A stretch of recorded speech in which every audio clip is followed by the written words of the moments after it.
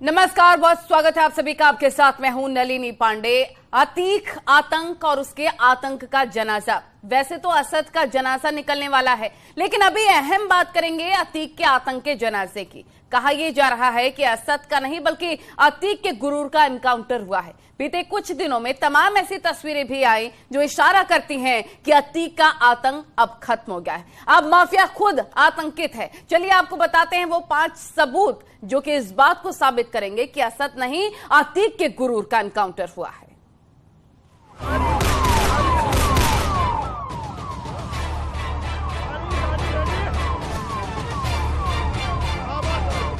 अतीक के आतंक का जनाजा निकल चुका है। माफिया के गुर्गे मिट्टी में मिल चुके हैं, तो गैंग का हर किरदार फपक फपक कर रो रहा है।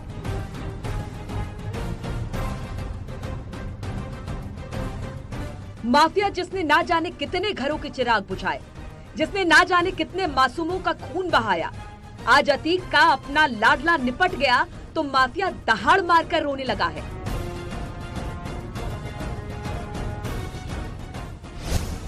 सबूत नंबर 1, दहाड़ मारकर रोया अतीक। 13 अप्रैल की दोपहर का वक्त था। प्रयागराज सीजीएम कोर्ट में अतीक अशरफ मौजूद थे और दोनों की पुलिस रिमांड पर सुनवाई चल रही थी। तभी खबर आई कि अतीक का लाडला निपट गया। अब तक माफिया ब्रदर असद के एनकाउंटर से बेखबर थे, तभी अशरफ को एनकाउंटर की खबर मिली। अब जरा ये तस्वीर देखिए। अतीक कुर्सी पर बैठा था, बगल में अशरफ बैठा था। तभी अशरफ ने अतीक को बताया, भाई असद नहीं रहा, उसे एनकाउंटर में मार दिया गया। ये सुनते ही अतीक फपक कर रोने लगा। अतीक की आंखों से अब आंसू नहीं रुक रहे थे। पूरा कोर्ट रूम माफिया को फपक कर रोते देख रहा था। सीजीएम कोर्ट में अतीक अहमद और अशरफ की पेशी हुई।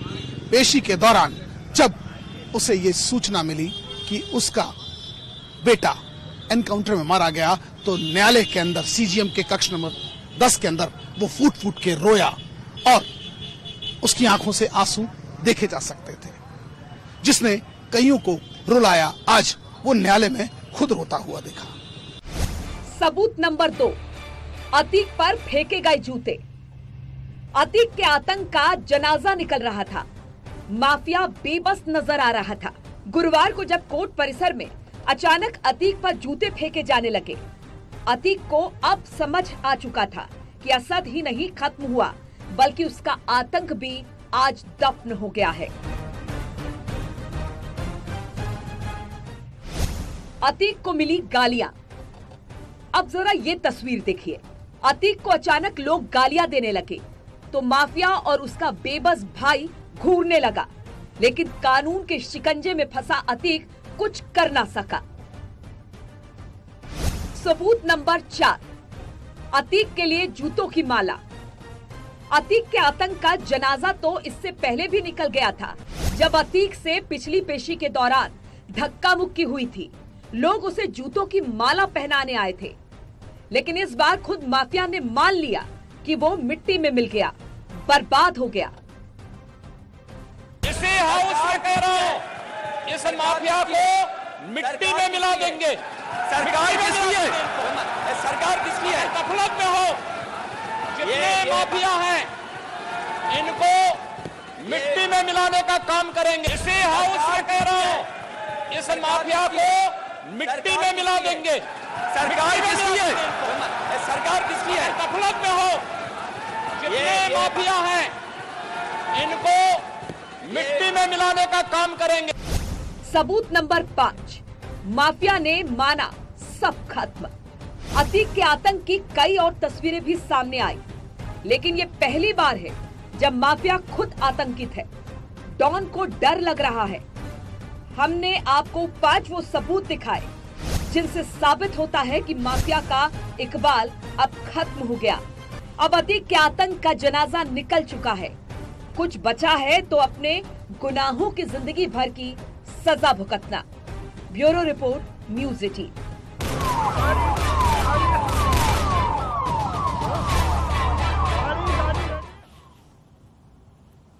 अतीक अशरफ और उसकी माफिया फैमिली, दोनों माफिया ब्रदर्स को अब अपने परिवार की टेंशन हो रखी है। दोनों चिल्ला रहे हैं, गुहार लगा रहे हैं, रोना रो रहे हैं कि उनके परिवार की महिलाओं और बच्चों को फंसाया जा रहा है। देखिए कि किस तरह से अतीक की लेडी ब्रिगेड पर एक्शन हुआ है।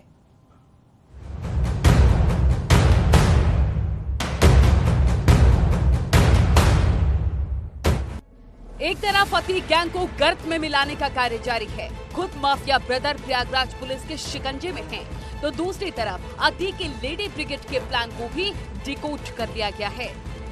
अतीक का ये लेडी गैंग है, इसमें उसकी बीबी शाइस्ता, बहन आयशा नूरी, अतीक का भाई अशरफ की बीबी जैनब फातिमा और भांजी उनजिला भी शामिल हैं। मैं बर्बाद हो गया हूँ, बिल्कुल मट्टी में मिल गया हूँ।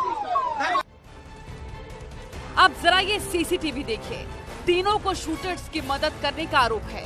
उसका एक सीसीटीवी भी सामने आया है जिसमें शूटर गुड्डू मुस्लिम अतीक की बहन आयशा नूरी के घर आता दिख रहा है। वो आकर कुर्सी पर बैठता है, उसको नाश्ता परोसा जाता है। उसके बाद आयशा पर पति अखलाक गुड्डू मुस्लिम के गले भी मिलता है।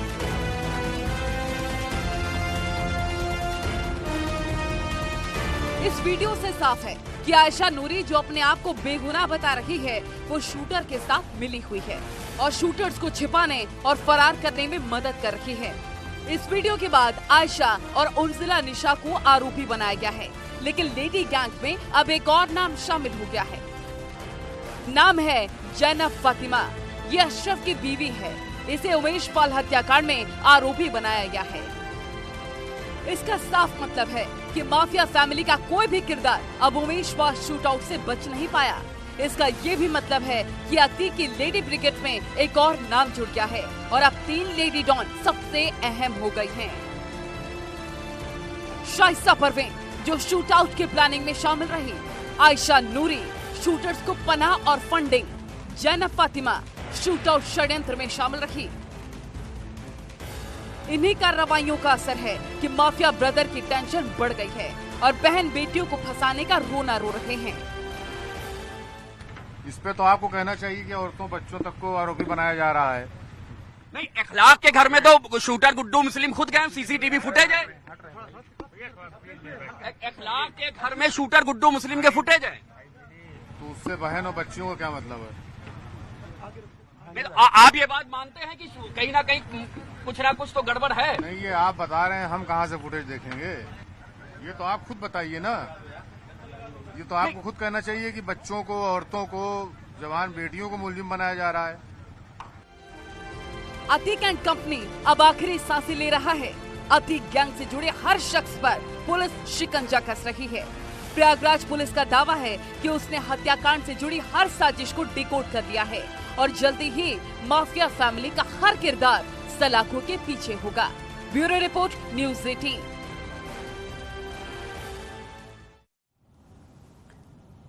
और अतीक और अशरफ से धूमनगंज थाने में पूछताछ चल रही है। अतीक से कई राउंड में पूछताछ हो रही है।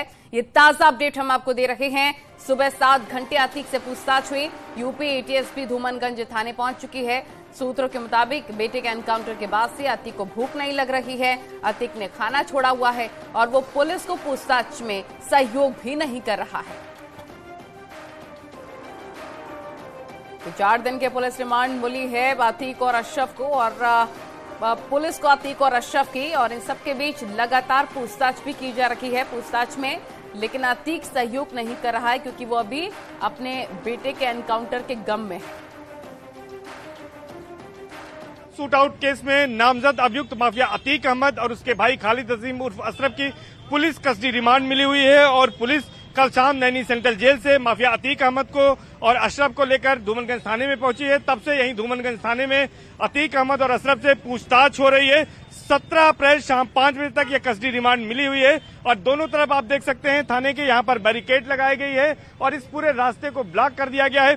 अतीक अहमद से कई राउंड में पूछताछ हुई है, रात को भी पूछताछ हुई है और सुबह भी अतीक अहमद से लगातार पूछताछ हो रही है। 7.5 घंटे की पूछताछ सुबह के टाइम हुई है। उसके बाद अतीक अहमद को खाना भी दिया गया, लेकिन अतीक अहमद न ज्यादा कुछ खा पी रहा है और न ही वो किन्हीं सवालों के उत्तर ज्यादा वो खुलकर दे रहा है, कई सवालों के उत्तर वो हाँ और ना में दे रहा है। लेकिन अब कुछ देर पहले यहाँ यूपी एटीएस की भी टीम पहुंच गई है। यूपी एटीएस की टीम उस मामले में पहुंची है जिसमें पाकिस्तानी कनेक्शन अतीक अहमद का सामने आया था और पंजाब बॉर्डर से अतीक अहमद ड्रोन के जरिए हथियार और बम मंगाया करता था। और इसी मामले में अब यहां पर पूछताछ यूपी एटीएस भी करेगी और ये माना जा रहा है कि अतीक अहमद और अशरफ की निशानदेही पर कुछ बड़ी बरामदगी भी यहां पर यूपी एटीएस भी कर सकती है। तो इस मामले में चौतरफा अतीक अहमद से पूछताछ यहां पर हो रही है और खासतौर पर उमेश पाल शूटआउट कांड के बारे में भी पूछताछ हो रही है। इसके साथ ही साथ माफिया अतीक अहमद की फरार पत्नी के बारे में भी उससे पूछताछ हुई है। तो कुल मिलाकर हर एंगल से इस मामले में पुलिस पूछताछ करने की कोशिश कर रही है। अतीक अहमद से कई जो तफ्न राज हैं उसके सीने में वो भी उगलवाने की कोशिश कर रही है। हालांकि इनकाउंटर में एसटीएफ ने अतीक अहमद के बेटे असद को ढेर कर दिया है, जिसकी वजह से वो घबराया हुआ है, परेशान हुआ है और कई बार वो रोता है और वो ये भी कहता है कि उससे बड़ी भूल हो गई और उसने यहाँ पर गलती की जिसकी वजह से उसका बेटा नहीं रहा।